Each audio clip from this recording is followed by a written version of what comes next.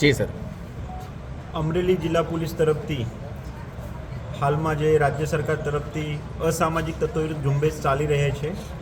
તે ઝુંબેશના અનુસંધાનમાં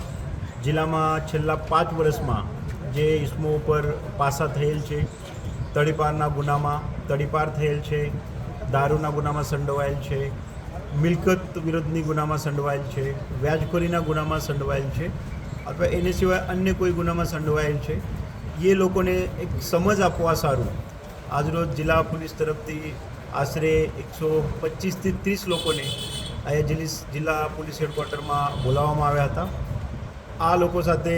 આજે અમે મારા સાથી ડીવાયએસપી સાથી થાના અધિકારી સાથે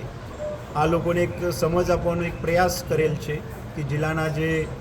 કુલ 200 લોકો છે એના લીધે સમગ્ર જિલ્લા વિસ્તાર છે એમાં કોઈ પણ પ્રકારની શાંતિ ડિસ્ટર્બ નહીં થાય અને અગર એ વસ્તુ બને તો હાલ સમગ્ર રાજ્યમાં અને અમરેલી જિલ્લામાં જે અલગ અલગ કામગીરી કરવામાં આવે છે, જે અસામાજિક તત્વો છે એમના વિરુદ્ધમાં પોલીસની જે દંડ વિધાનમાં કાર્યવાહી છે તે મુજબ તો કાર્યવાહી કરવામાં જ આવે છે, પણ તે સિવાય પ્રશાસનના જે બીજા અંગ છે, મહેસૂલ રાહે કોઈને દબાણ હોય દબાણ કાઢવાનું, વીજ બોર્ડ છે એના થકી કોઈનું ખોટું વીજળીનું કનેક્શન હોય, પેમેન્ટ કરવાનું બાકી હોય તો એ કનેક્શન તોડવાનું, નળ પાણીનું કનેક્શન તોડવાનું, ફોરેસ્ટ ખાતા હોય અથવા અન્ય કોઈ ખાતા હોય, વાહન વ્યવહાર વિભાગ હોય એના વાહનો હોય, એ વસ્તુમાં પણ એ બાબતે પણ જિલ્લા પોલીસ તરફથી એક સક્રિય કામગીરી કરવામાં આવશે. તે બાબતની આ લોકોને સમજ આપવામાં આવેલ છે. સાથે સાથે આ લોકો સાથે ચર્ચા કરતાં આ લોકોના ભૂતકાળના જે ગુના છે એ લોકોની ગુના પછીનું શું વર્તન રહ્યો,